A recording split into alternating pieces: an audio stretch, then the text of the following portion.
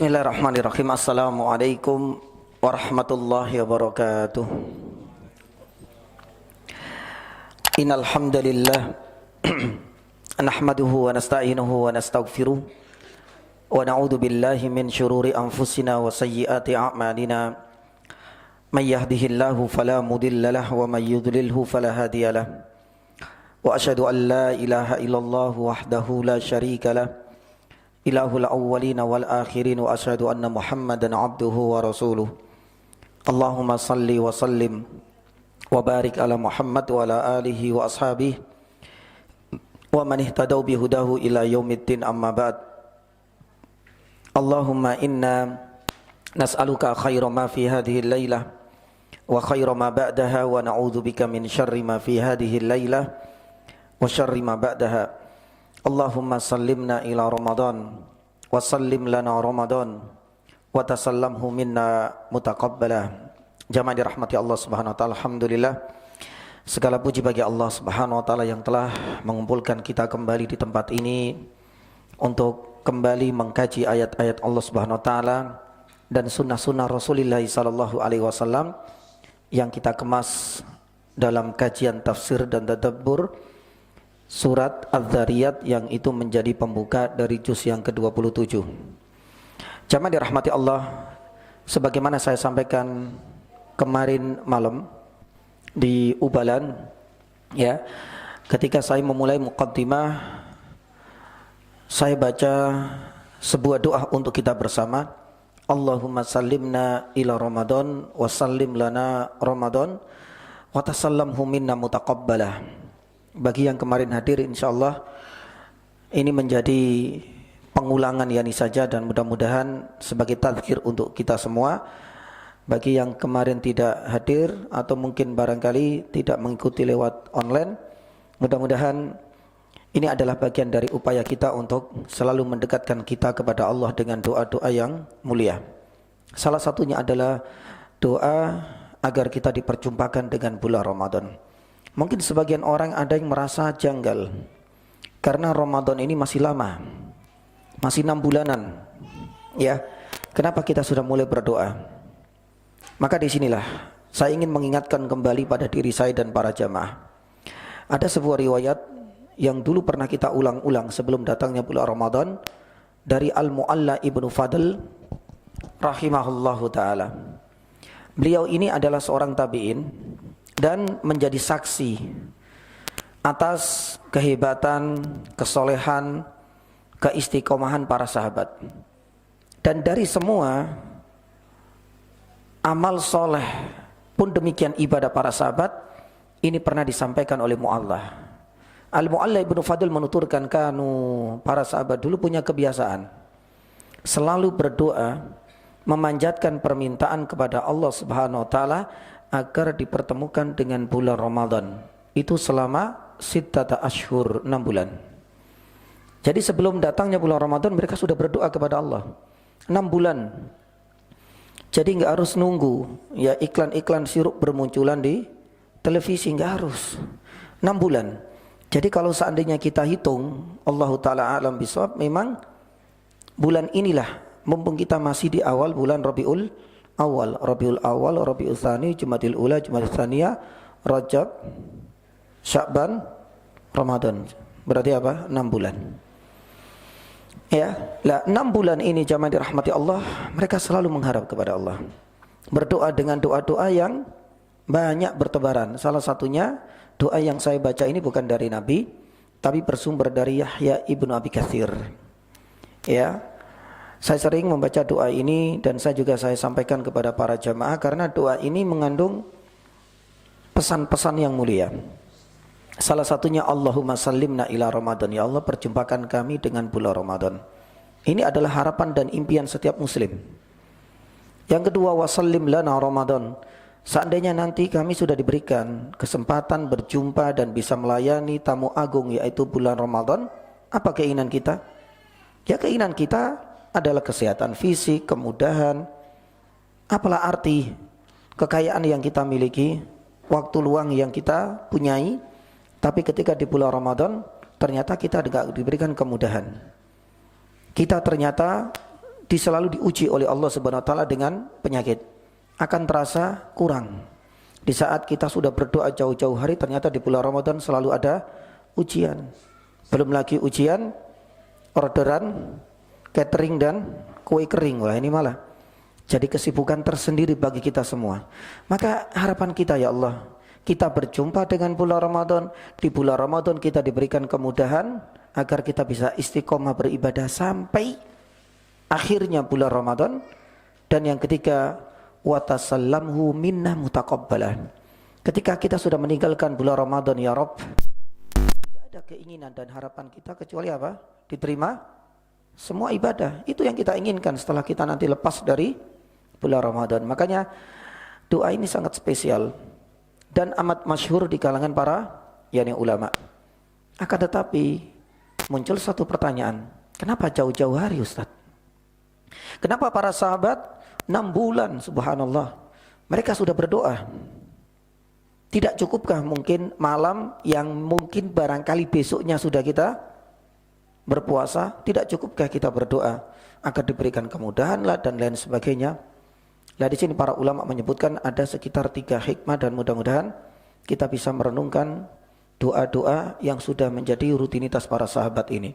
Yang pertama, jamaah dirahmati Allah, dengan berdoa jauh-jauh hari ini menunjukkan tingginya tawakal mereka. Jadi kita bersandar kepada Allah, ya, itu bisa sebelum beramal, di saat kita beramal dan setelah kita beramal. Maka oleh karenanya jamaah dirahmati Allah, para ulama menyebutkan di antara bentuk tawakal sebelum kita beramal. Misal, sebelum kita beramal datang ke kajian ini, salah satu wujud dan bentuk kita tawakal sebelum kita datang kajian apa? Luruskan niat, tata hati, dan salah satunya berdoa. Semoga kita benar-benar sampai di tempat kajian dengan selamat. Sebagaimana pula kita pengen melayani tamu agung Ramadan. Tunjukkan tawakal kita salah satunya selain dengan niat ikhlas, yang kedua adalah berdoa. Ini yang diajarkan oleh para sahabat kepada kita, untuk selalu bersandar kepada Allah lewat doa-doa, dan itu lebih kita awali. Dan itu mereka sudah memulainya lebih awal 6 bulan sebelum datangnya bulan Ramadan, menunjukkan bagaimana tingginya tingkat tawakal mereka kepada Allah Subhanahu wa taala. Subhanallah. Makanya wajar ya, persiapan mereka itu 6 bulan lewat doa. Oleh karenanya ketika mereka benar-benar berjumpa dengan bulan Ramadan, mereka faik, seakan tidak ada rasa lelah, gak ada rasa bosan. Itu karena persiapannya berapa bulan? 6 bulan. Kalau kita seorang pelari sprinter misalnya, persiapan cuma 1 hari, apalagi maraton, ya mungkin berapa kilometer sudah KO, karena persiapannya kurang. Kalau para sahabat, kalau kita baca potret mereka di bulan Ramadan, luar biasa itu. Ya, 10 hari gak berhenti, 10 kedua ditingkatkan, apalagi 10 terakhir. Ya, tapi kadang-kadang kita itu baru seminggu sudah mulai berguguran. Itu karena memang persiapannya gak maksimal. Itu yang pertama, menunjukkan tingginya tawakal. Yang kedua, ya, mereka berdoa lebih awal itu agar memberikan semangat untuk diri mereka, termasuk agar ini menjadi motivasi di saat hati kita mungkin agak sedikit futur di hari-hari ini. Maka untuk mengingatkan kembali, untuk menggelorakan lagi jiwa kita agar tetap semangat beribadah, salah satunya adalah dengan mengingatkan masa-masa indah kita dengan bulan Ramadan. Bayangkan kalau seandainya kita selalu menyebut nama Ramadan, apa yang terngiang dalam benak kita? Adalah keindahan kita di saat kita bisa bermunajat kepada Allah, masa-masa romantis kita di saat kita bisa bercengkrama lebih banyak dengan Al-Quran. Di saat itu yang selalu keluar nama Ramadan yang selalu kita ucapkan, itu yang akan membangkitkan semangat kita. Ya Allah, saat ini, mulai kemarin, mulai hari ini ngaji saya kok kurang. Kita selalu menyebut nama Ramadan, pasti yang terngiang, masa saya gak ingin mengembalikan lagi masa-masa indah bersama dengan bulan Ramadan. Memberikan semangat baca Quran lagi, memberikan semangat qiyamul lail lagi. Saya sampaikan di ubalan kemarin, layaknya tatkala kita itu selalu mengingat nama orang tua kita.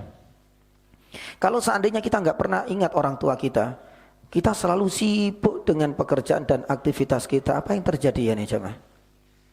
Nggak akan ada keinginan untuk berbuat bakti kepada orang tua.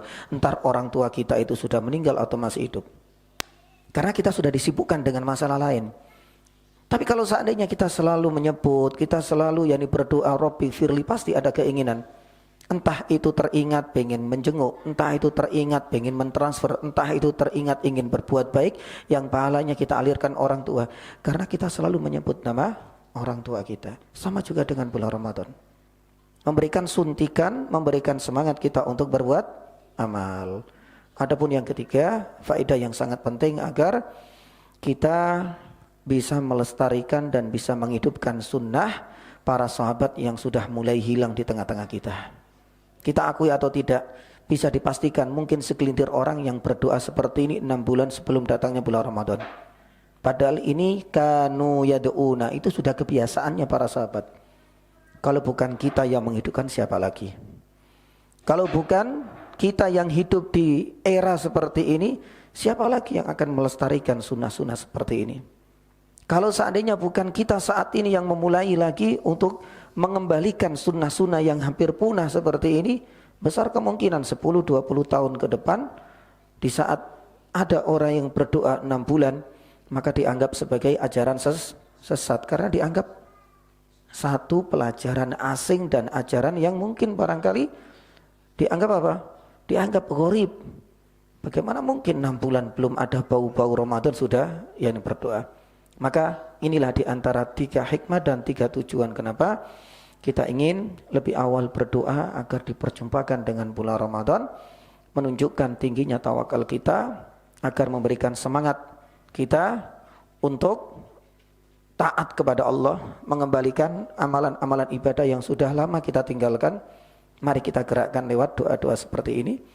Dan yang ketiga, agar ini menjadi hujjah di hadapan Allah untuk menghidupkan dan melestarikan sunnah para sahabat.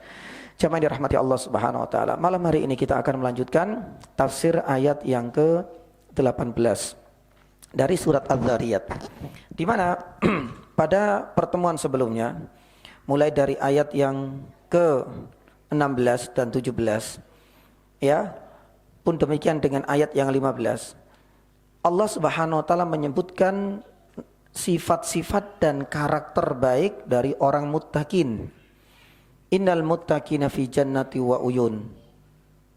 Orang-orang yang bertakwa itu akan mendapatkan balasan di jannah.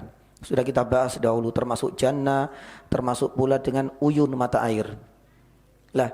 Apa sifat dan seperti apa karakter orang-orang bertakwa disebutkan dalam ayat yang ke-16, ke-17 dan ke-18.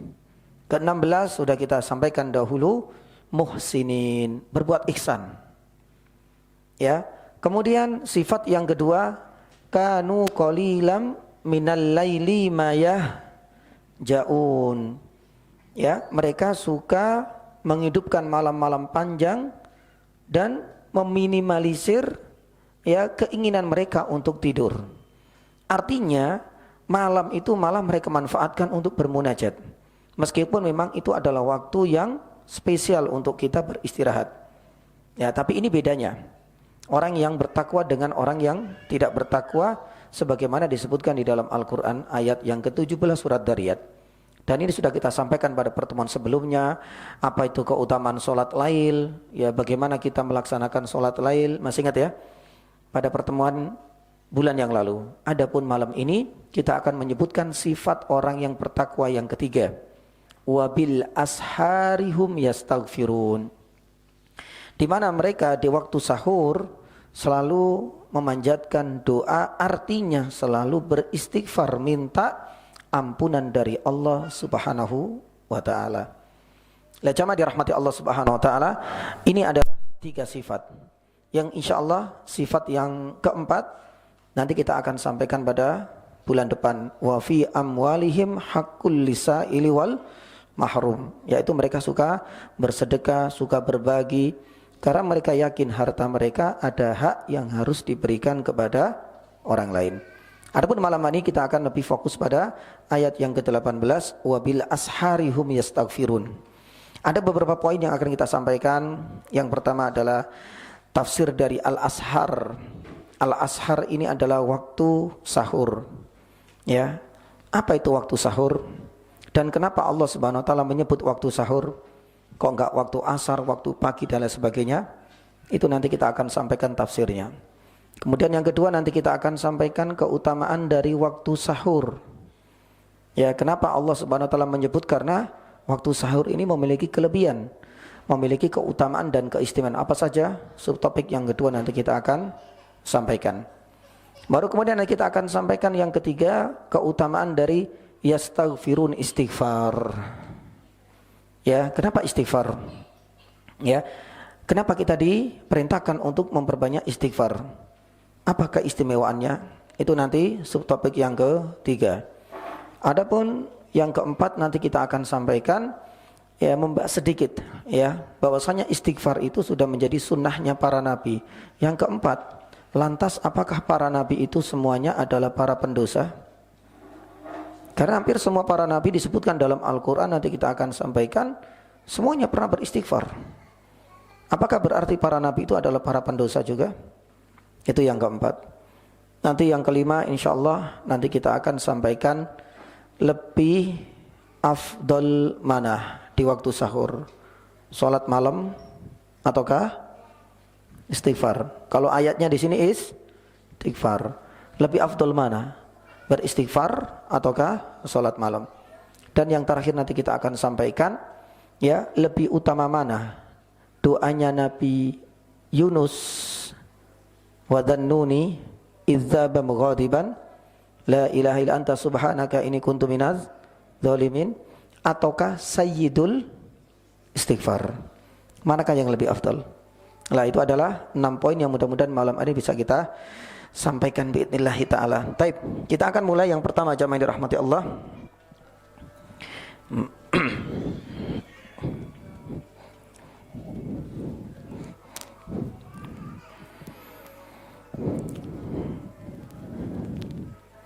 Baik. Ayat yang ke Oh ya, siap.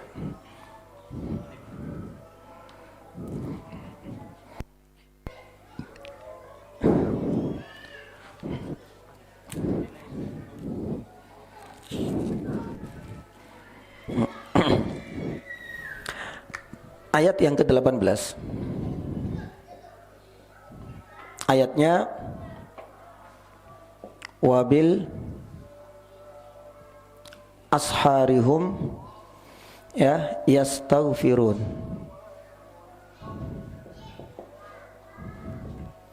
Istighfar, dan ini waktu sahur. Tapi ada sekitar 6 yakni faedah yang nanti kita akan bahas lebih rinci terkait yakni ayat ini biidznillah taala. Yang pertama, jamaah yang rahmati Allah, adalah tafsir, ya, dari al-ashar. Kalau kita lihat di dalam terjemahannya, al-ashar ini diterjemahkan dengan waktu apa? Yani sahur. Ya, waktu yani sahur. Jadi sahur itu ada 2. Kalau kita mengembalikan sahur itu kepada makna atau kalimat aslinya dalam bahasa Arab, itu ada 2. Kalau pakai wazan, maaf ini sedikit ya, pakai wazan suhur, ya, itu berarti waktunya. Tapi kalau pakai wazan faul atau sahur, itu sebenarnya adalah makanannya. Seperti misalnya kita membahas wudu. Kalau wudu itu amalannya, sedangkan kalau wadhu itu apanya? Medianya atau yakni airnya. Tapi itu pembahasan lain insyaallah. Nah, tapi yang kita inginkan sahur itu bukan makanannya, tapi apa? Yani waktu sahur. Ya, waktu yani sahur.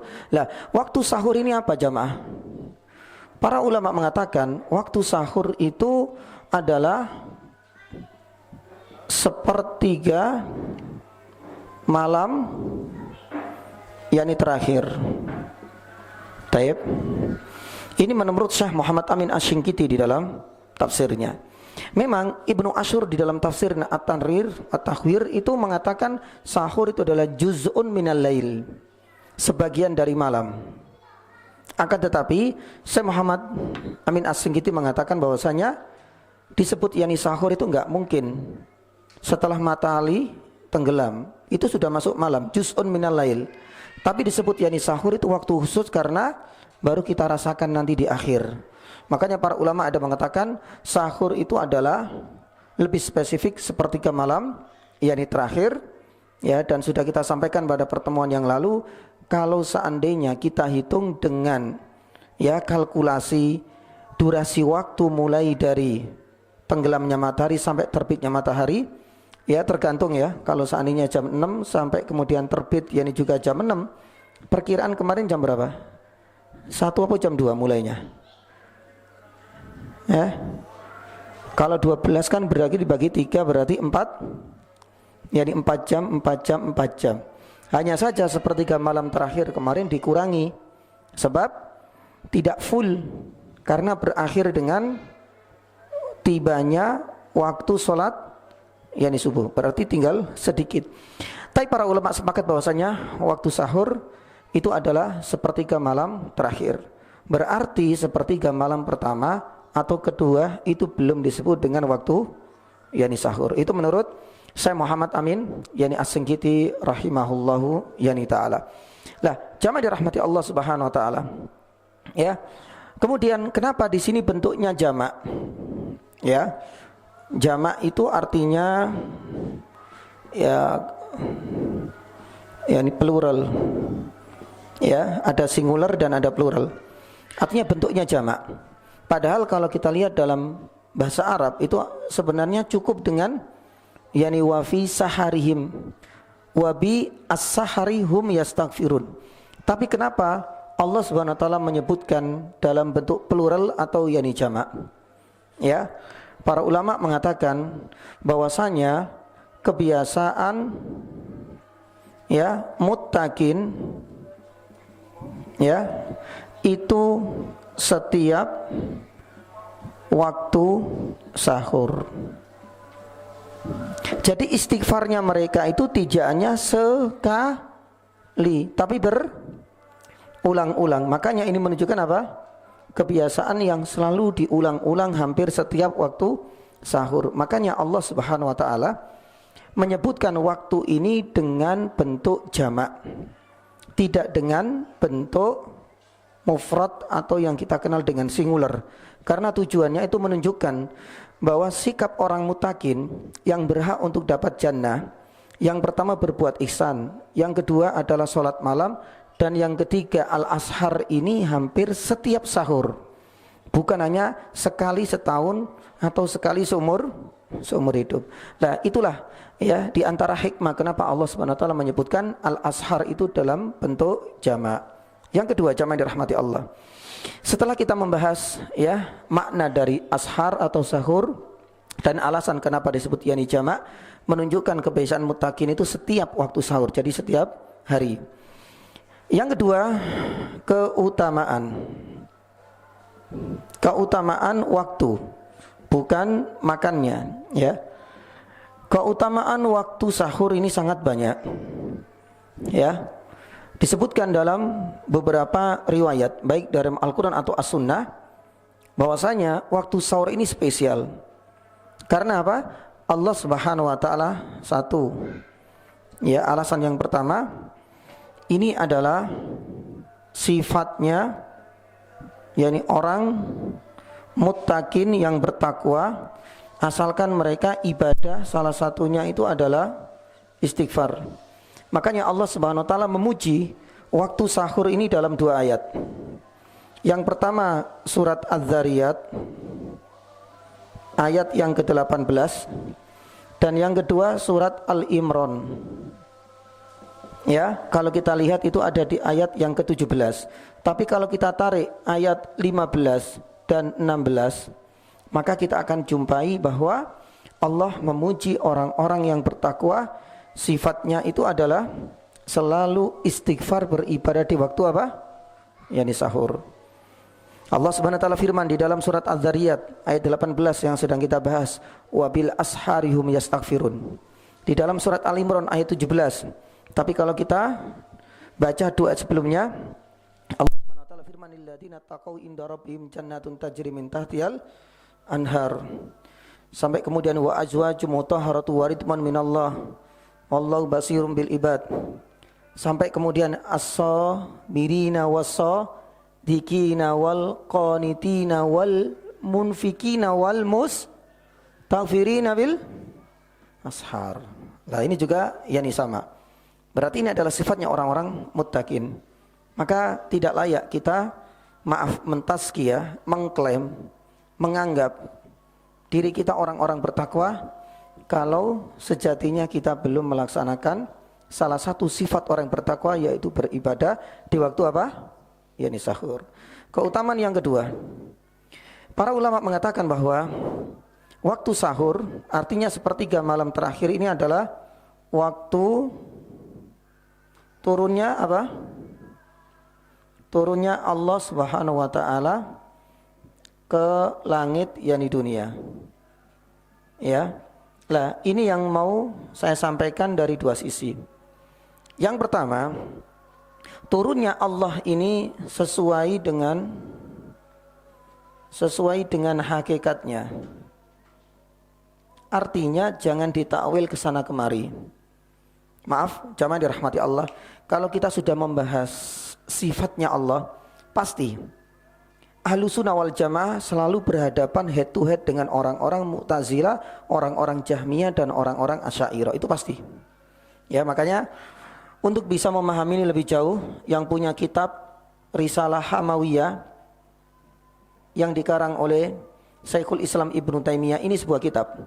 Itu nanti akan dibahas kaidah-kaidah bagaimana kita itu memahami sifat-sifat Allah. Misalnya, yarhamu may yasha. Sifat Allah itu memberikan rahmat. Yaghfiru, sifat bagi Allah, Allah juga apa? Memberikan ampunan. Sebagaimana yu'adzibu may yasha, di dalam Al-Qur'an Allah mengadab siapapun yang Allah kehendaki. Termasuk Allah Subhanahu wa taala, yanzilu rabbuna ila sama'id dunya hina yabqa ats-tsulusul lail akhir. Sebagaimana Nabi sallallahu alaihi wasallam pernah menyampaikan. Jadi kita yakini Allah Subhanahu wa taala ada turun, memang turun. Meskipun orang-orang selain Ahlussunnah wal Jamaah itu mentakwil, loh Allah itu enggak akan turun. Yang turun apanya? Rahmatnya. Yang turun apanya? Ampunannya. Jadi Allah Subhanahu wa taala enggak akan turun. Jadi mereka mentakwil.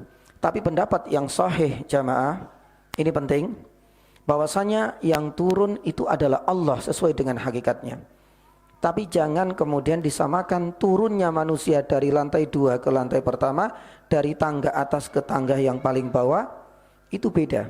Hanya Allah Subhanahu wa taala yang tahu. Tapi turun ini adalah sifat yang melekat pada diri Allah.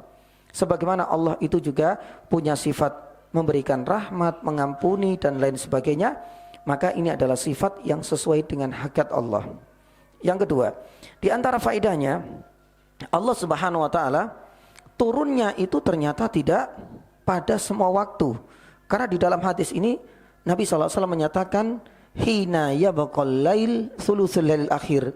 Jadi sepertiga malam terakhir, dan itu adalah waktu apa? Sahur. Makanya waktu sahur ini menjadi waktu spesial. Orang-orang yang bangun, tapi dengan catatan di sini lah ya, bukan hanya sekedar bangun kemudian enggak ibadah, enggak ada guna. Ya, enggak ada guna kalau seandainya bangun tapi nonton bola, itu enggak masuk di sini. Ya, tapi bangun sepertiga tapi kemudian beribadah. Makanya Abdullah ibnu Mubarak rahimahullahu taala itu pernah mengatakan kadzabt. Ya, artinya berdusta, berbohong kalian wahai hamba Allah. Orang yang mengklaim dirinya cinta kepada Allah, ya, orang yang kangen dengan Allah, orang yang mendambakan kehadiran Allah, orang yang katanya mengaku dekat dengan Allah Subhanahu wa taala, tapi giliran Allah turun, apa yang mereka lakukan? Tidur lelap. Ketika Allah Subhanahu wa taala mendekat, kita ternyata tidak menyambut dan tidak menjamunya. Apa namanya ini? Kata Abdul Mubarak, kadzab. Ya, Anda berdusta. Bayangkan kalau seandainya kita itu ada informasi bahwasanya besok Pak Bupati mau datang ke Masjid Al-Hanif. Semuanya pasti akan bergerak cepat. Beberapa hari sudah kita siapkan, mulai dari red carpet, aksesorisnya, wangi-wangian, semuanya benar-benar dirombak total. Guna apa? Menyambut. Guna apa? Untuk menjamu tamu agung. Lah ini Allah Subhanahu wa taala turun ke langit dunia setiap malam. Malam yang ketiga, sepertiga malam terakhir. Kalau seandainya giliran Allah itu turun kemudian kita enggak sambut dengan ibadah, ya ini apa gunanya? Ya, kita mengklaim diri kita adalah orang yang bertakwa, menganggap diri ini adalah orang yang paling dekat dengan Allah. Kalau orang itu dekat, orang itu cinta, pasti dia akan selalu menyambut kedatangan orang yang dia cintai. Nah, ini adalah keutamaan yang kedua. Keutamaan yang ketiga, ya, waktu sahur ini adalah waktu diijabahi, yakni apa? Yakni doa. Memang berdasarkan nas Al-Quran dan As-Sunnah, banyak waktu-waktu diijabahnya doa. Waktu turunnya hujan, waktu ba'dal asr sampai menjelang maghrib di hari Jumat. Ya, ini adalah waktu mustajab doa, termasuk diantaranya adalah waktu apa? Sahur. Makanya ini spesial. Ya, waktu diijabahi doa itu ya gambaran kita loh jamaah dirahmati Allah Subhanahu wa taala. Itu adalah seperti seorang pedagang. Pedagang itu kan pasti nggak sembarangan ya. Mereka juga menggunakan prediksi-prediksi. Satu contoh ya nih misalnya, kalau kita mau jualan es misalnya, ya di musim panas, enaknya itu kita jualan di waktu siang atau jam 12 malam, Mbak. Ya kita nggak akan sembarangan. Ya, orang yang punya marketing ilmu ini pasti juga akan oh enaknya ini. Sama juga dengan ini jemaah. Ya, Allah Subhanahu wa taala mendengar, Allah Subhanahu wa taala membuka pintu-pintu diijabahi doa. Tapi ada waktu-waktu yang spesial. Insya Allah kalau kita memilih waktu ini, doa itu akan segera diijabahi. Ternyata salah satunya adalah waktu sahur atau sepertiga malam terakhir. Nabi SAW pernah bersabda, ya, dalam sebuah riwayat yang dihasankan oleh Syekh Al-Albani rahimahullah taala dari Abi Umamah Al-Bahili radhiyallahu taala anhu, Nabi SAW ditanya, ayyu du'ain asma, dalam redaksi lain ayyu du'ain arja. Ya, kapan doa itu lebih didengar, lebih diharapkan untuk segera diajabai dan dikabulkan oleh Allah? Nabi SAW mengatakan apa? Fi jawfil lailil akhir wa dubura shalawatil maktubah. Salah satunya itu adalah di sepertiga malam terakhir. Dalam redaksi yang lain dari Amr ibnu Abbas radhiyallahu taala anhu, dan hadis ini disahkan oleh Syekh Albani dalam Sahih Sunan At-Tirmidzi, beliau mengatakan sama juga, aqrabu ma yakunu bainal abdi wa rabbi. Waktu di mana paling dekatnya antara hamba dengan Rabbnya itu ada dua. Yang pertama dalam redaksi lain ketika dia sujud.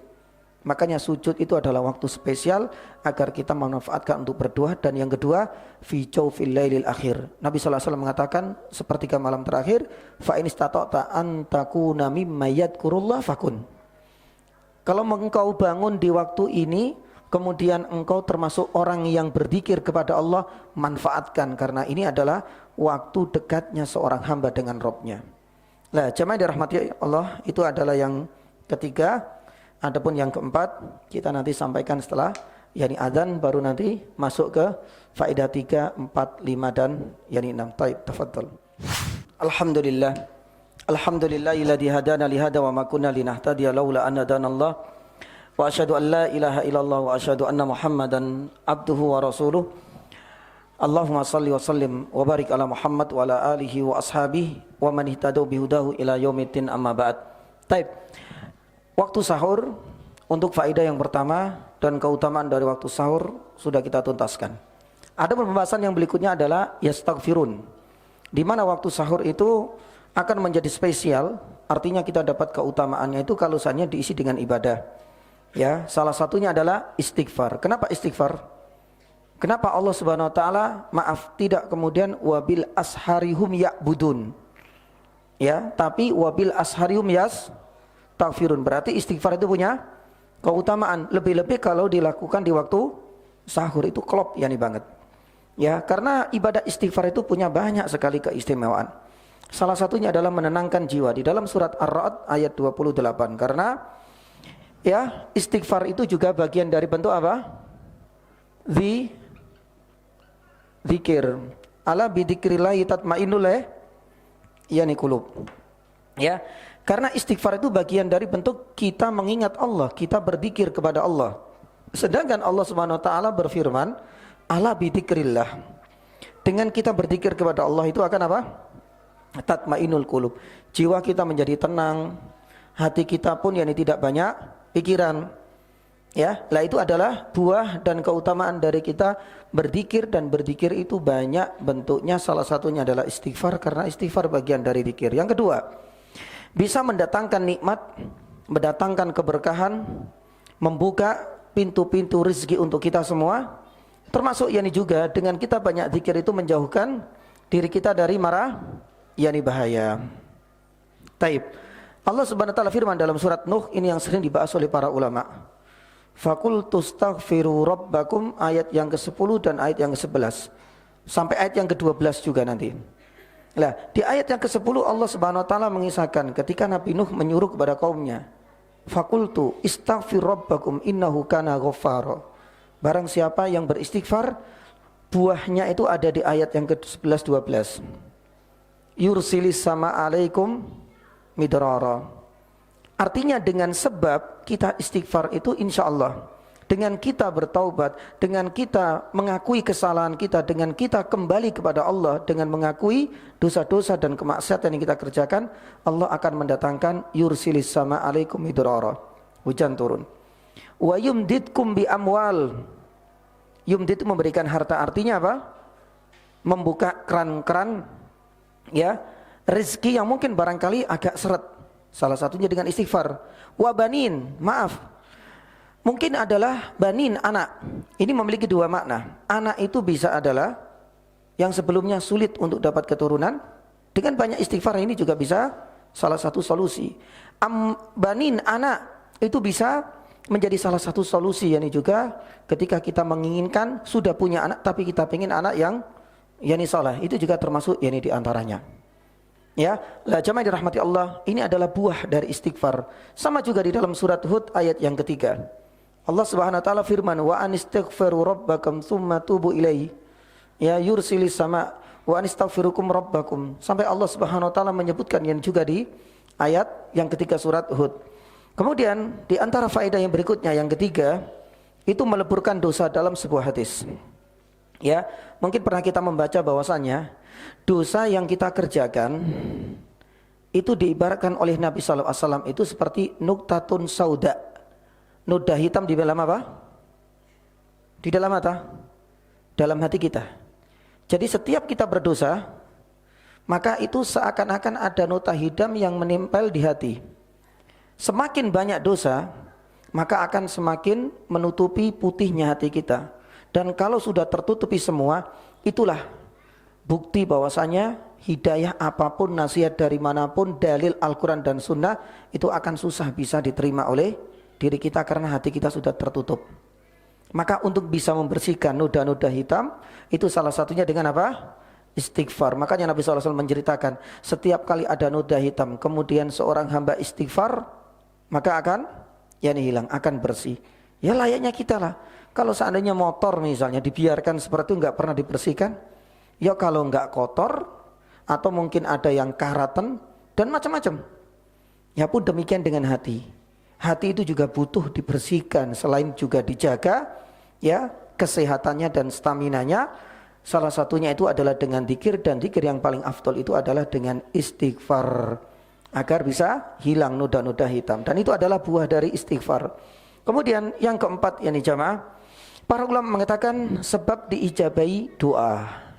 Di dalam surat Hud ayat 61, Nabi Hud ini pernah ya berdoa agar selalu istighfar.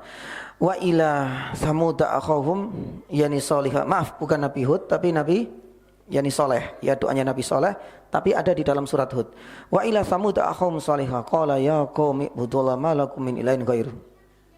Ya, disebutkan di ayat ini huwallazi ansha'akum fil ardi wastamarakum fiha. Ya, sampai kemudian wastaghfiru summa astaghfiru summa tubu fastaghfiru summa tubu ilaihi. Para ulama mengatakan bahwasanya ketika Allah Subhanahu wa taala memberikan kemakmuran, Allah Subhanahu wa taala memberikan kesejahteraan untuk kaumnya Nabi Saleh dalam doa ini, ternyata di akhir ayat ini dikaitkan dengan istighfar. Ketika istighfar, Allah Subhanahu wa taala akan segera mengijabahi doa-doa dan keinginan yakni hambanya. Dan yang terakhir, yang kelima, jamaah yang dirahmati Allah, istighfar ini adalah sunnahnya para nabi. Dan ini yang perlu kita rubah mindset kita. Karena jamaah, istighfar itu bukan hanya sekedar ibadah yang kita kerjakan di saat kita berdosa. Bukan. Ini yang perlu kita luruskan. Memang lebih ditekankan kalau seandainya kita itu berdosa, istighfar dan bertaubat, maka sangat-sangat dianjurkan, bahkan hukumnya wajib. Tapi ingat bahwasanya istighfar ini sudah menjadi sunnah kapanpun, dimanapun. Makanya kalau kita lihat ya, jamaah dirahmati Allah, ya, Nabi SAW sendiri dalam sehari berapa? 70 sampai 100 astaghfirullah wa atubu ilaihi. Artinya apa? Ya, kita tahu Nabi SAW sudah diampuni dosa-dosanya. Dan angka 70-100 ini bukan angka terakhir, tapi menunjukkan seringnya, banyaknya, terus-menerusnya Nabi SAW itu beristighfar. Itu menunjukkan bahwasanya apa? Ini adalah ibadah yang mulia, yang ditekankan agar dikerjakan, diucapkan setiap waktu, kapanpun. Tidak hanya sekedar di saat kita merasa dosa. Tapi pertanyaannya ini juga ya nih jamaah, apakah kita yang keimanannya ini sering kembang kempis, tapi sering kempis terus dan turun terus, anjlok ya, apakah merasa bahwasanya Ustaz, saya hari ini belum berdosa, paling ya nanti malam saya istighfarnya karena saya merasa enggak berdosa? Jangan selalu mentazkiyah diri kita sendiri.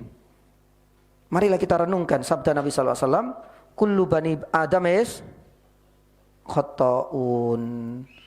Sudahlah pasti, entah itu kita rasa enggak berdosa, yakin dosa kita itu banyak. Karena dosa itu tidak hanya sekedar apa yang terlihat oleh diri kita, tapi dosa itu juga tanpa kita sadari bisa keluar dari lisan kita. Dan paling susah terdeteksi itu adalah dosa ketika dilakukan oleh amalan hati. Karena orang itu ketika disuruh untuk memprediksi dan menghitung dosa itu paling yang dilihat toh, hari ini saya kalau gak korupsi ya berarti gak dosa Ustaz. Dilihat yang nampak-nampak, padahal kadang-kadang terlintas dalam hati ya keinginan berbuat buruk, itu juga termasuk. Ya, mungkin ada rasa hikat, benci, ada rasa maaf, iri, ada rasa benci kepada saudara. Apa namanya kalau ini bukan dosa? Makanya Nabi saja loh ya disebutkan dalam surat Al-Fatah. Ayat yang pertama, yang kedua, inna fatahna laka fatham mubina liyaghfira lakallahu ma taqaddama min dzambika wa ma ta'akhkhar. Sudah dihapuskan dosa masa lalu, masa mendatang, sudah dijamin surga. Itu selalu berbuat ini. Lah kita dosa ya belum jelas saking banyaknya. Ya. Kemudian yang kedua, ada yang sudah dapat tiket surga? Enggak ada ya. Enggak bisa ya. Lah, itu saja merasa bahwasanya hari ini saya enggak berbuat dosa Ustaz, ngapain saya harus banyak istighfar? Ya salam. Ya, lah ini yang perlu kita rubah mindset kita. Ingat bahwasanya istighfar itu bukan melulu ketika kita kerjakan di saat berdosa. Tapi ini yang perlu kita rubah. Ini sudah menjadi apa? Sunnah, yakni para nabi. Padahal Nabi SAW dan para sahabat pun demikian, para nabi yang lain nanti kita sebutkan, mereka bukan para pendosa loh jamaah, tapi selalu beristighfar. Itu menunjukkan apa? Menunjukkan bahwasanya ini adalah ibadah yang mulia. Ini adalah sunnah. Yang namanya sunnah itu berarti satu ibadah yang dilakukan secara apa? Terus menerus. Makanya jamaah dirahmati Allah, sunnah para nabi. Satu contoh misalnya, Nabi Adam alaihissalam, ya, semenjak kejadian Nabi Adam harus keluar dari yani tayyib. Lah, maaf. Tadi sunnah para nabi ya. Jadi saya mau di sini dulu, sunnah para nabi. Yang kita rubah itu adalah jangan menganggap bahwasanya istighfar itu hanya dilakukan ketika kita berdosa, tapi itu sunnah. Salah satunya dengan kita beristighfar itu nanti kita akan dapat faedah. Apa itu? Ya, doa-doa yang warid yang bersumber dari para nabi, agar kita itu bisa mencontohnya. Satu, Nabi Adam alaihissalam di dalam surat Al-A'raf ayat 23, doa ini yang akhirnya kemudian kita baca kan, Rabbana Zolamna, itu dari mana?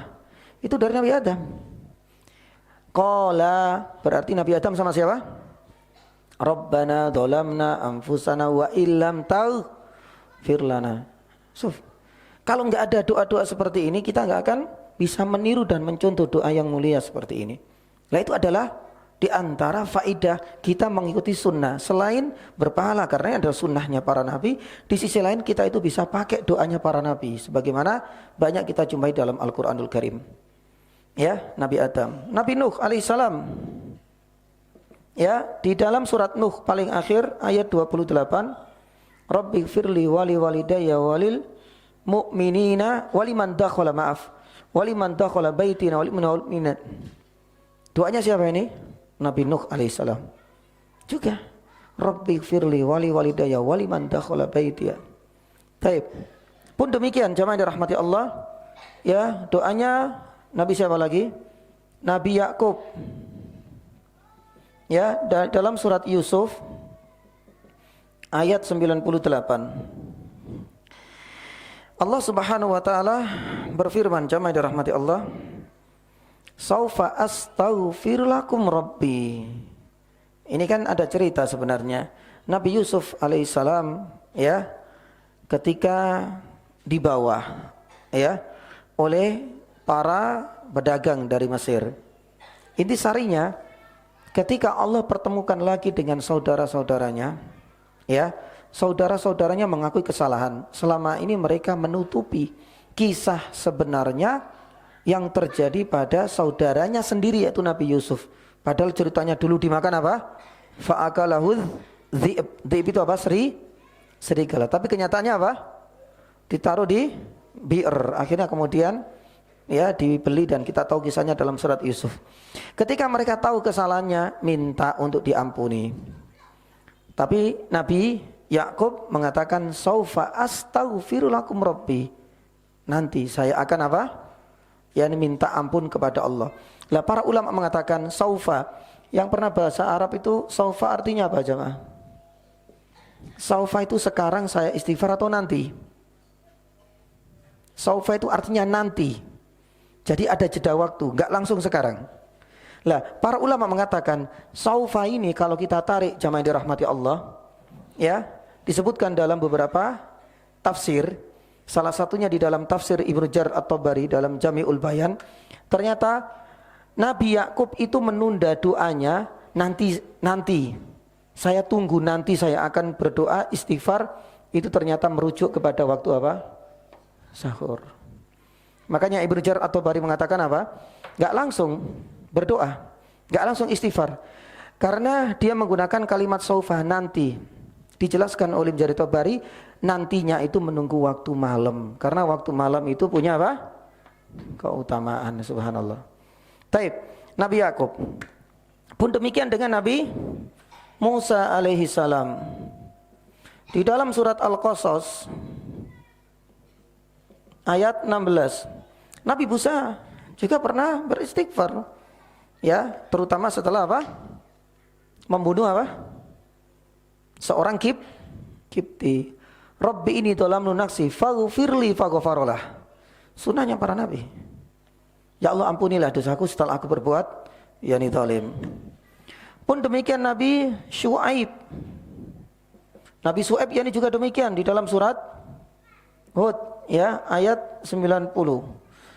Bersamaan yakni juga dengan Nabi yakni tadi Nabi siapa di sini? Nabi Saleh.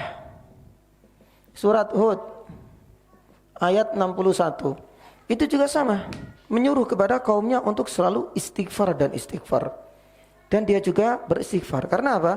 Ini adalah salah satu sunnah mereka. Ya. Pun demikian dengan Nabi Dawud misalnya. Dengan anaknya siapa? Sulaiman. Di dalam surat Sad ayat 25. Ya, maaf 23. Kemudian surat Sad ayat 35. Ini juga sama. Nabi Dawud fastaghfar rabbahu wa khara raki'an wa anab. Akhirnya istighfar kepada Rabb. Kemudian Nabi Sulaiman juga berdoa, Rabbi habli wa habli mulkan la yanbaghi ahadim min ba'di. Faghfirli wa habli. Minta agar diberikan kekuasaan yang tidak diberikan kepada yang lain. Yang sebelumnya juga menyatakan apa? Minta diampuni dosanya. Istighfar. Ya, sampai Nabi Ibrahim alaihissalam yang juga sama. Di dalam surat Ibrahim ayat 41, Nabi Ibrahim juga berdoa, Rabbana firli wali walidayya walil mu'minina yawma yakumul yani hisab.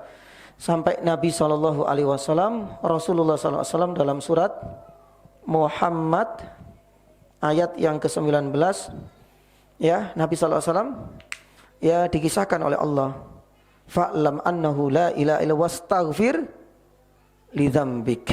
Ini juga yani sama. Lah jemaah yang dirahmati Allah. Saya sebutkan ini adalah sebagai bukti bahwasanya para nabi ini menjadikan istighfar ini adalah bagian dari rutinitas yang kita kenal dengan yani sunnah. Entah itu dikarenakan ada sebab mereka berbuat sesuatu yang tidak diridhoi oleh Allah, ataupun memang mereka sengaja untuk membaca istighfar karena itu sudah bagian dari bentuk zikir dan ibadah yang paling yani mulia. Dan semua para nabi ini pernah diabadikan oleh Allah di dalam Al-Quran istighfar mereka dengan berbagai macam. Tujuannya salah satunya adalah supaya kita bisa menjadikan doa-doa itu sebagai doa harian kita. Buktinya Rabbana dzalamna itu kita jadikan sebagai rutinitas doa. Itu kisahnya ada di dalam Nabi Adam. Pun demikian misalnya doa yang dibaca oleh Nabi Nuh alaihissalam, ya Rabbighfirli wali walidayya wali man dakhala baitiya, atau doanya Nabi Ibrahim surat Ibrahim 41. Itu kadang-kadang juga kita berdoa dengan model seperti itu. Rabbana firli wali walidayya walil mu'mina yawma yakumul yani hisab. Ini semua adalah bagian dari ya hikmah dan tujuan kita itu ya berdoa seperti sunnahnya para nabi agar kita mengikuti dan memilih doa-doa yang warid dari mereka. Kemudian yang keempat yang jamaah dirahmati Allah, yang keempat kita ingin membahas sedikit mengenai status yakni para nabi. Ya, apakah para nabi ini pendosa? Kalau tidak salah pernah kita sampaikan hal ini, Allah alam, di tempat ini ataukah di tempat yang lain. Apakah para nabi yakni pernah yakni berbuat yakni dosa hingga mereka beristighfar? Taib. Apakah para nabi ini pernah berbuat dosa? Karena kenyataan mereka kan berdoa semua kepada Allah Subhanahu wa taala. Ya, apakah mereka pernah berbuat dosa? Nah di sini jamaah dirahmati Allah, para ulama ya itu berbeda pendapat atau manusia. Ada 3 kelompok. Yang pertama mereka dari kalangan Mu'tazilah dan kawan-kawannya. Yang kedua itu adalah orang-orang Syiah Rafidhah dan teman-temannya. Dan yang ketiga itu adalah Ahlus yani Sunnah. Taib. Kalau Mu'tazilah mengatakan bahwasanya para nabi dan para utusan itu statusnya sama dengan kita. Mereka manusia, kita manusia. Mereka juga makan nasi, kita juga makan nasi. Mereka berdosa berarti kita juga dosa, sama-sama. Artinya nggak ada keistimewaan terkait dosa, semuanya adalah para pendosa. Berarti menurut Mu'tazilah para nabi itu bisa berbuat dosa kecil dan yakni besar. Sebagaimana kita juga bisa terjerumus ke dalam dosa kecil besar, para nabi pun sama menurut mereka. Ya, Rafidah mengatakan bahwa dosa kecil dan besar itu tidak mungkin katanya. Jadi kebalikannya dari Mu'tazilah. Sedangkan ahlu sunnah itu dibagi menjadi dua. Dan ini yang dikatakan oleh Syekhul Islam Taimiyah sampai beliau menukil bahwa ini adalah mayoritas para ulama ilmu fikih, ilmu hadis, sampai beliau menyebut ilmu kalam. Secara umum meyakini dibagi menjadi dua. Kalau besar enggak mungkin, mustahil. Tapi kalau kecil itu sangat mungkin. Dan ini adalah pendapat yang lebih mendekati kebenaran. Kalau kita kaitkan apakah mereka pernah berbuat dosa, memang ada silang pendapat di kalangan para ulama. Tapi wallahu ta'ala alam bishawab, Syekhul Islam Taimiyah lebih condong kalau besar itu mustahil. Tapi kalau seandainya kecil itu sangat mungkin. Akan tetapi ya, dosa kecil yang dilakukan oleh para ulama sebenarnya oleh para nabi itu masih diperselisihkan mengenai istilah. Ada yang mengatakan jangan pakai dosa kecil. Ya, ada yang pakai dosa kecil. Ada yang pakai khoti'ah atau apa? Yani kesalahan. Mending kesalahan, karena kesalahan itu lebih identik dikarenakan ketidaksengajaan. Tapi kalau dosa kecil itu ada unsur sengaja. Tapi wallahu ta'ala alam yang bisa. Nanti kecilnya ini nanti ada perbedaan lagi di kalangan para ulama. Ada yang lebih afdal kita pakai kalimat khoti'ah, jangan pakai kalimat dosa atau dzanbun atau itsmun, meskipun kita katakan itu kecil. Ya, terlepas dari perbedaan di kalangan para ulama, kita harus tahu kaidah. Meskipun itu kita katakan dosa kecil atau kesalahan, yang pertama para ulama mengatakan bahwa dosa ini minim terjadi. Ya, atau bisa dikatakan satu-satunya terjadi pada seorang nabi dan tidak akan terulang lagi. Ya, mungkin ya satu kali. Yang kedua, tidak yakni berulang-ulang.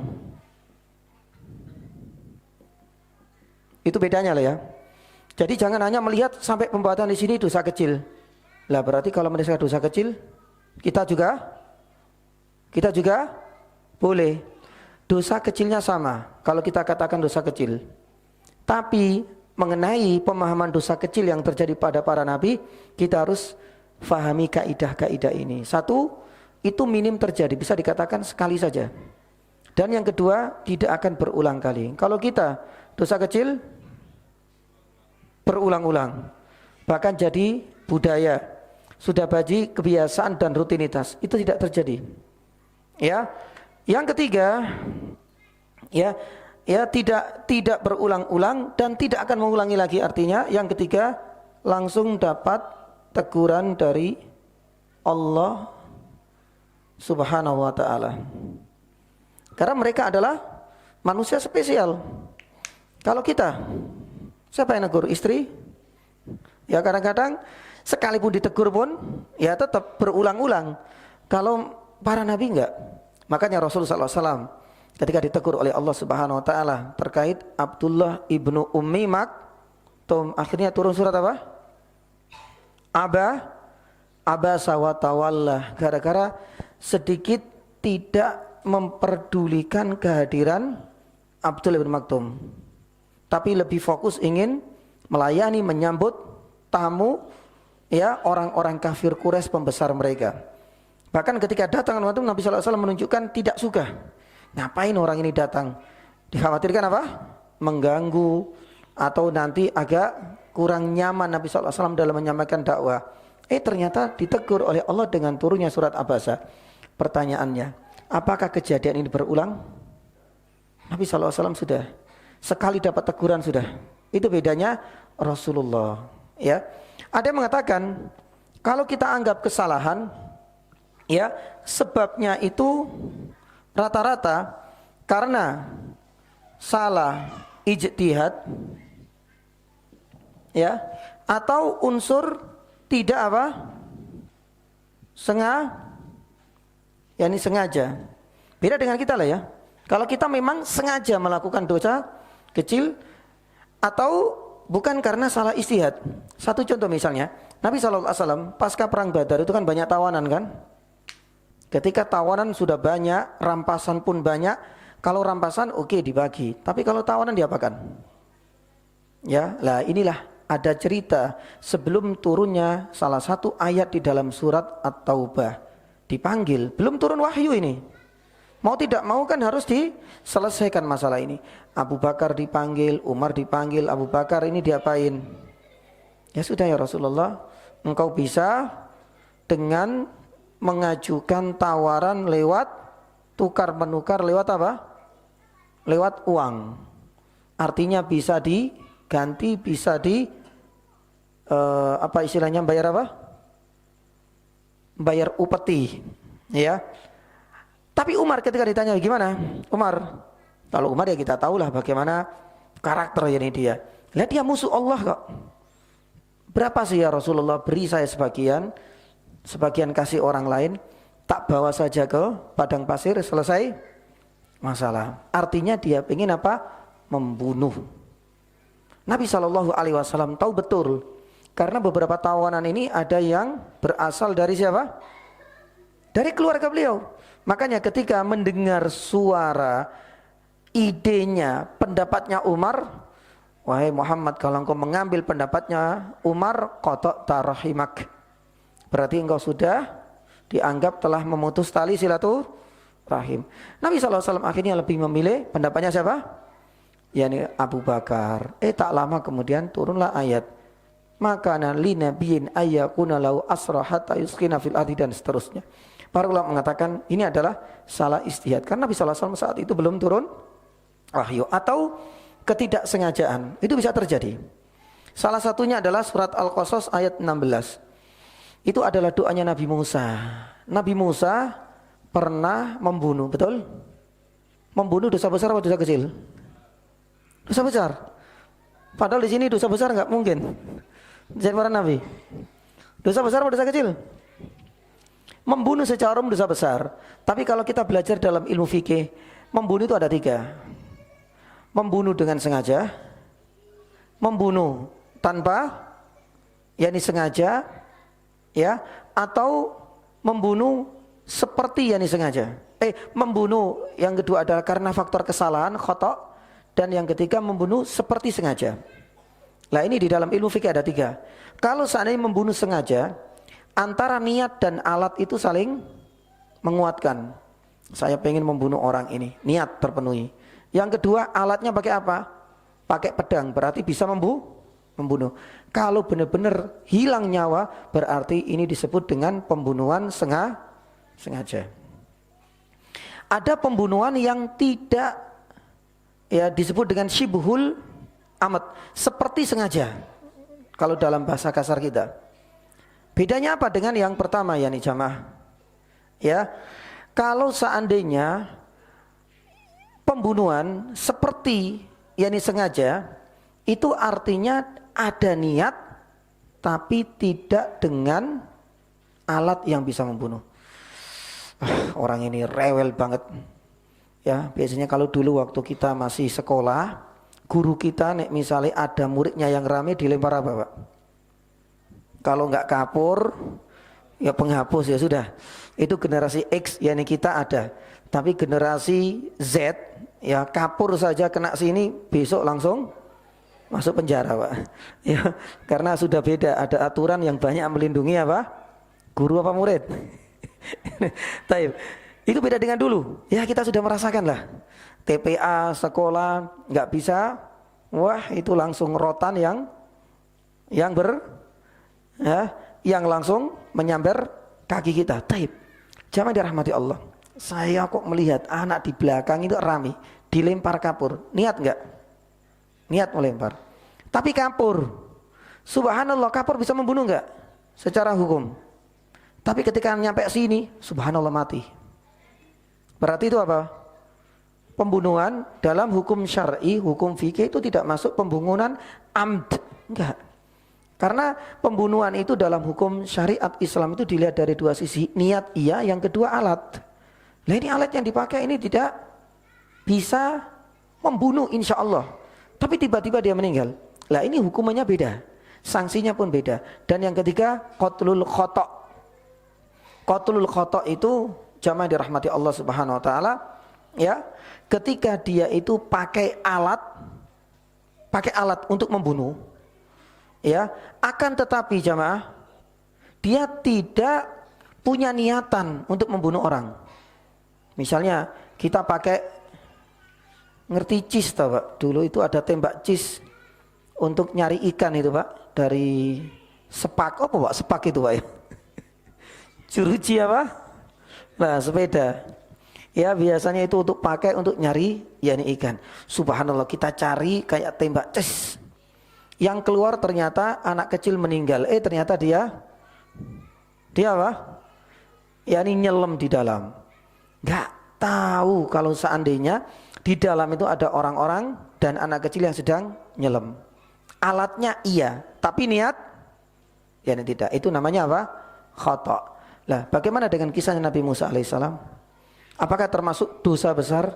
Kalau sengaja dosa besar. Ada niat dan ada alat yang bisa membunuh.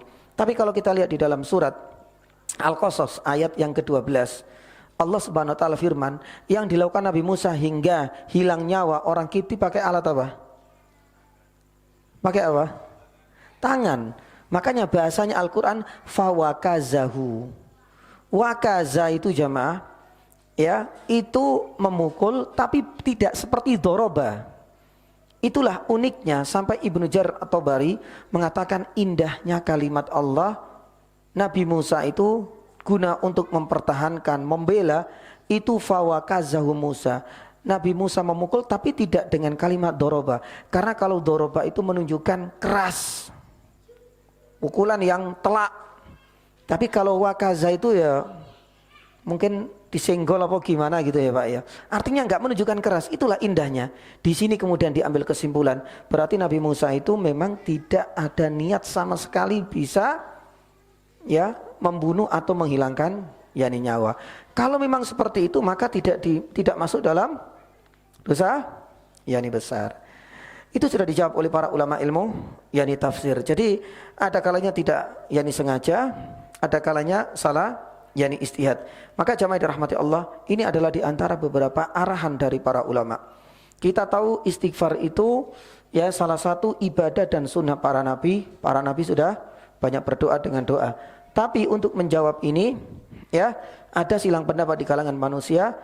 Ahlus sunnah ini pendapat yang paling mendekati kebenaran. Untuk dosa besar mustahil, dosa kecil memungkinkan. Tapi kemudian ada silang pendapat mengenai istilah yang paling tepat. Tapi terlepas dari khilaf ini, kita harus memahami kaidah yang paling penting, bahwa terjadinya dosa kecil atau kesalahan yang terjadi pada para nabi itu minim, bisa dikatakan sekali, dan itu tidak akan berulang dan tidak akan mengulangi nabi, dan langsung dapat teguran dari Allah. Dan terutama sebabnya itu adalah sebab mungkin tidak atau belum turun wahyu, salah ijtihad yakni para nabi, ataupun tidak ada unsur kesengajaan. Baik, jamaah dirahmati Allah, ini adalah poin yang keempat. Adapun poin yang kelima dan keenam saya akan sebutkan secara global yakni saja biidznillah. Yang kelima, setelah kita membahas tentang istighfar yakni jamaah, ya, lebih utama mana? Ya. Ketika di waktu sahur antara sholat dengan apa? Yani istighfar, artinya tanpa sholat. Ya, lebih utama mana? Para ulama mengatakan bahwasanya secara umum ada tingkatan yang paling afdol itu adalah sholat plus apa? istighfar. Ini sudah tingkatan yang paling tinggi lah. Dan ini ada kisahnya dari siapa? Yani dari dari Ibnu Umar, maaf. Ibnu Umar radhiyallahu taala anhuma itu punya kebiasaan untuk sholat malam. Namun ketika sudah mendekati waktu sahur, jadi sholat malamnya diawali dari awal seret.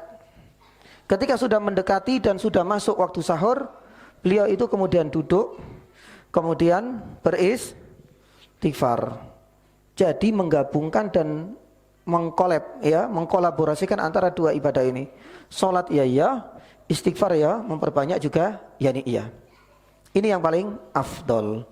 Tapi kalau seandainya yang kedua, kalau tidak mungkin digabungkan, mana yang lebih afdol? Sholat atau istighfar saja? Istighfar itu gambaran kita gini loh. Kita bangun jam 3 atau jam sebelum jam atau setengah 4 bangun, kemudian kita astagfirullah. Tapi enggak sholat. Nah itu. Kalau sholat ya jelas lah. Nah, manakah yang lebih afdol? Kalau seandainya tidak menggabungkan, maka urutan yang kedua yang paling afdol itu tetap apa? Yani sholat. Ini urutan yang kedua. Kalau tidak mampu untuk menggabungkan, maka sholat yani saja semua. Yang ketiga, kalau seandainya enggak memungkinkan berarti yani istighfar yani saja. Ya, jamaah dirahmati Allah Subhanahu wa taala, inilah urutan yang diungkapkan oleh para ulama. Kalau kita itu punya waktu yang panjang, terutama di Ramadan, itu enggak ada masalah, kita bisa manfaatkan. Ya, biasanya Ramadan itu kan kita insya Allah semuanya bangun lebih awal. Tapi kalau di luar bulan Ramadan itu biasanya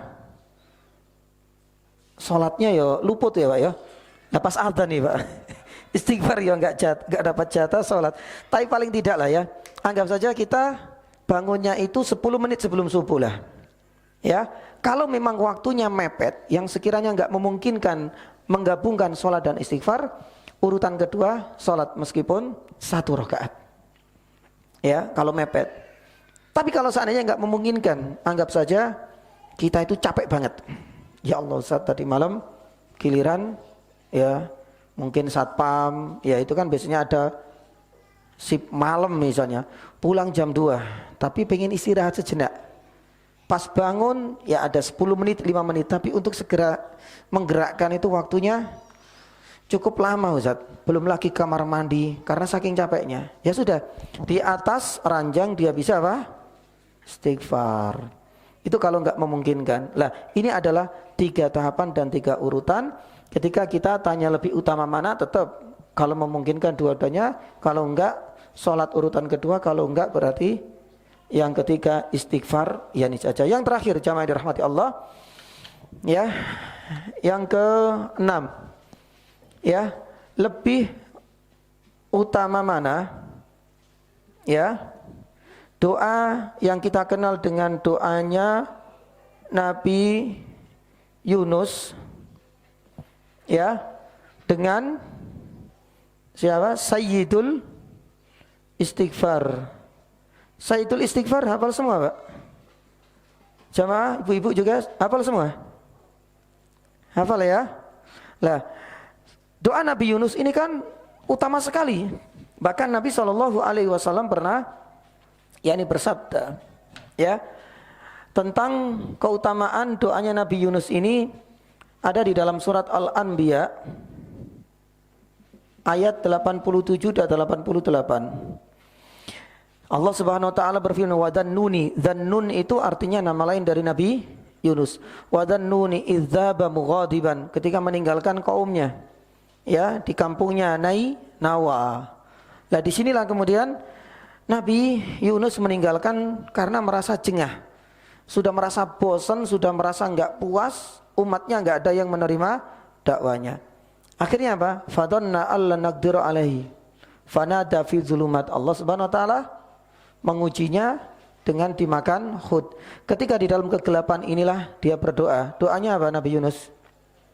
La ilaha illa subhanaka inni kuntu minadz. Surat Al-Anbiya 87-88. Nabi SAW yakni berdoa tentang keutamaan doa ini. Barang siapa yang membaca doa ini, ya, terutama di saat dia mendapatkan musibah apapun, ya, entah musibah terkecil, musibah besar, musibah yang terjadi pada anak kita, musibah terjadi pada kaum muslimin, memperbanyak doa seperti ini, pasti kata Rasulullah SAW, farrajallahu anhu, Allah Subhanahu wa taala akan yakni hilangkan, tentu dengan ketulusan. Sedangkan sayyidul istighfar, Nabi SAW berarti ini ada istighfarnya. Saat di sini enggak ada istighfarnya, memang enggak ada. La ilaha illa anta subhanaka inni kuntu minadz zalimin. Sedangkan Nabi SAW pernah menyampaikan keutamaan sayyidul istighfar. Sayyidul istighfar apa? Allahumma anta rabbi la ilaha anta khalaqtani wa ana ala'ah wa wa'duka mas. Terus kemudian bima sonat wa abu'u laka bidam taib, sampai kemudian faghfirli faghfar taib. Nabi SAW mengatakan, siapa yang membaca sayyidul istighfar ini di pagi hari, ya, mukinan artinya dengan penuh keimanan, sore hari malam hari dia meninggal, masuk jannah, dakhalal jannah. Atau membaca doa ini sayyidul istighfar di malam hari dengan penuh ketulusan, kemudian meninggal di malam hari bacanya, esok besoknya meninggal, Nabi SAW mengatakan apa? Masuk yakni surga. Lah, di sini jadi pertanyaan, setelah kita menyampaikan keutamaan istighfar dan lain sebagainya, juga sifatnya orang-orang yang tadi muttaqin, tapi kita juga tidak bisa mengesampingkan keutamaan besar dari doanya Nabi Yunus. Lah, ketika kita masukkan dalam satu pertanyaan, manakah yang lebih utama? Doa Nabi Yunus atau sayyidul istighfar? Ya, manakah yang lebih utama ya nih jamaah? Ya, para ulama juga memberikan urutan seperti ini. Ya, yang paling afdol ya menggabungkan. Ya, itu yang paling afdol. Tapi kalau seandainya urutan yang kedua memang tidak memungkinkan jemaah, manakah yang lebih afdal? Ya, para ulama mengatakan kondisi seperti ini, ya, sayyidul yakni istighfar itu lebih afdal. Ya, ini salat afdal. Ya, kalau seandainya berarti istighfar saja. Sayyidu al istighfar lebih afdal. Ya. Tapi ada sebagian ulama melihat apa? Situasi atau kondisi. Satu contoh misalnya, situasi kita ini sedang diuji oleh Allah, sakit, jatuh, atau mungkin barangkali panen gagal dan lain sebagainya. Berarti kalau situasi seperti itu bisa kita menyentuh doanya siapa? Nabi Yunus. Perbanyak yakni saja doa itu. Kalau dalam kondisi kita sedang mendapatkan ujian berat. Tapi kalau seandainya kita dalam kondisi tidak diuji oleh Allah Subhanahu wa taala, satu contoh misalnya, ya sambil nunggu waktu maghrib sudah baca Quran, sisa waktu kita pengen berzikir. Sedangkan kita alhamdulillah saat menunggu waktu adzan Isya, kita merasa tidak sedang diuji dengan ujian yang besar. Maka kalau kondisi dan situasi seperti itu, lebih afdolnya apa? Sayyidul istighfar. Ada yang merinci seperti itu. Tapi wallahu taala alam bisawab, banyak ulama yang mengatakan bahwasanya istighfar itu lebih yakni mulia, baik di saat kita tidak mendapatkan ujian, lebih-lebih di saat kita mendapatkan ujian. Karena tadi apa? Keutamaan dari istighfar apa? Bisa mendatangkan nikmat dan bisa apa? Juga bisa tolak bala. Bisa menjauhkan diri kita dari marah yakni bahaya. Maka otomatis sudah tercover seandainya kita dapat musibah dengan sayyidul istighfar itu juga bisa jadi solusi. Wallahu taala alam bisawab. Inilah di antara 6 poin yang bisa kita sampaikan jamaah. Tafsir ya dari Al-Azhar, kemudian keutamaan dari waktu sahur, kemudian yang ketiga tadi sudah kita sampaikan, apa yang ketiga tadi? Keutamaan dari istighfar. Kemudian yang keempat, ya apakah para nabi itu pernah berbuat dosa hingga mereka beristighfar. Yang kelima, lebih utama manakah di waktu sahur kita sholat ataukah yang istighfar. Dan yang keenam, lebih utama mana kita berdoa dengan doanya Nabi Yunus ataukah dengan Sayyidul Istighfar. Ini adalah jawaban-jawaban yang kami nukilkan dari para ulama. Semoga bermanfaat. Insyaallah pada pertemuan selanjutnya bi'nillahi ta'ala ayat yang ke-19 itu adalah sifat orang yang bertakwa yang keempat. Wa fi amwalihim haqqul lis-sa'ili wal mahrum. Artinya jangan mengaku sebagai orang yang bertakwa kalau belum melaksanakan ihsan. Yang kedua, sering sholat malam. Yang ketiga, memanfaatkan waktu sahur dengan ibadah. Yang keempat itu saling berbagi, memberikan terutama makanan kepada orang-orang yang membutuhkanlah. Yang ke-19, faedahnya nanti kita akan sampaikan pada pertemuan selanjutnya. Kalau ada pertanyaan monggo dipersilakan. Ada pertanyaan jemaah? Oh iya monggo.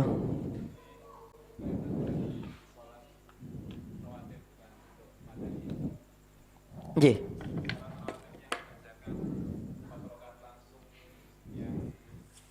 Satu salam.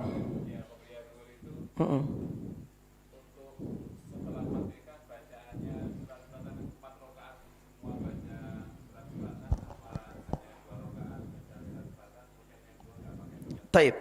Jamaah dirahmati Allah Subhanahu wa taala, saya ingin menjawab terkait salat baik itu sunnah maupun salat wajib sekalipun. Ya. Bahwa membaca surat pendek setelah Al-Fatihah itu hukumnya sunnah. Jadi seandainya jenengan salat subuh misalnya, kemudian baca Al-Fatihah langsung rukuk, sah enggak? Sah.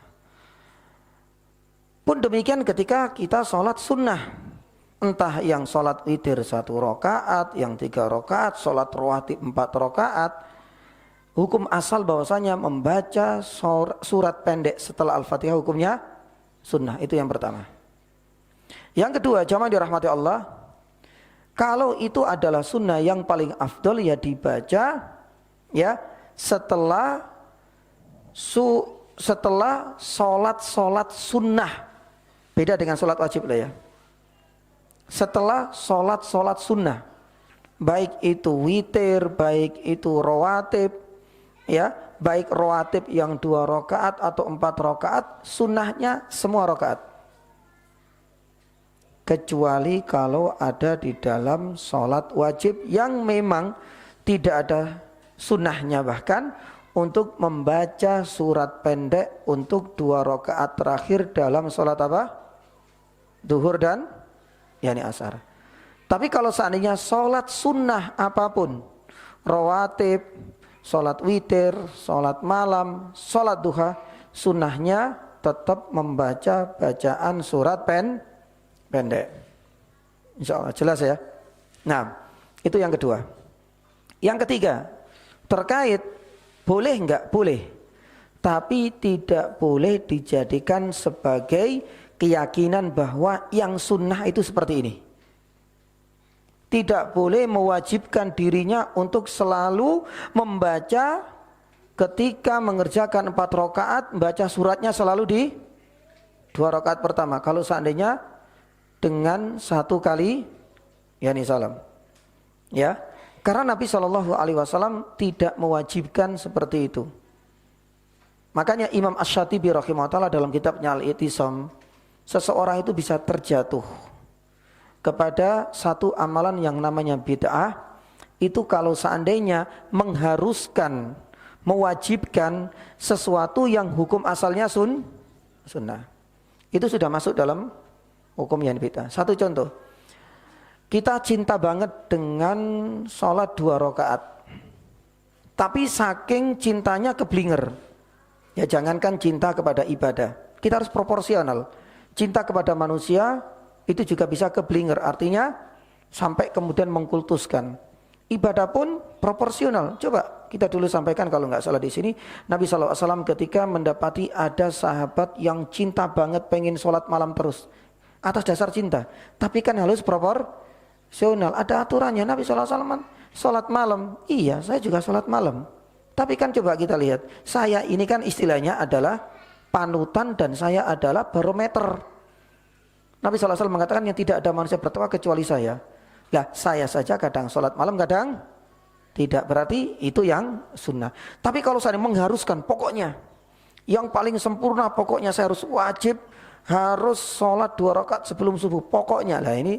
Kalau sudah seakan-akan mengharuskan, mewajibkan padahal hukum asalnya sunnah, hati-hati. Itu masuk dalam perbuatan yakni bid'ah. Sama juga dengan tadi. Kalau seandainya kita tidak ada niatan mengharuskan, ya kadang saya baca, kadang enggak Ustaz. 4 rakaat kadang membaca di rakaat pertama kedua, kadang di sini, bebas. Tapi saya tidak menganggap ini wajib. Itu yang paling afdal dan itu yang sesuai dengan sunnah, dengan catatan tidak boleh mewajibkan sesuatu yang sunnah. Sama juga kata Imam Syatibi kebalikannya. Menganggap sunnah sesuatu yang wajib, ini nggak bisa. Ini juga akan masuk. Ya, sholat subuh itu sudah pasti kewajibannya. Ya, tapi dia menganggap apa? Ya ini sunnah. Saat ini mau ya lagi mood ya sholat, kalau enggak sholat subuh sunnah kok Ustaz. Nah, kalau memang seperti itu, lah itu masuk dalam perbuatan bid'ah yani juga. Mudah-mudahan bisa difahami 3 poin itu. Ada pertanyaan yang lain jamaah? Ada? Cukup insyaallah. Taib yani jazakumullah khairah atas kehadirannya jamaah dan atas atensi dan pertanyaannya. Mudah-mudahan pada pertemuan selanjutnya insyaallah kita akan membahas ya tafsir dan tadabbur surat Az-Zariyat ayat yang ke-19 insyaallah tentang wa fi amwalihim haqqun. Apa tafsir dari haqq? Karena di dalam Al-Qur'an haqq itu banyak. Sebenarnya sudah kita sampaikan yang dahulu dalam surat Ad-Dar ayat yang keempat. Innama tu'aduna la shadiq wa inna dina la waqi.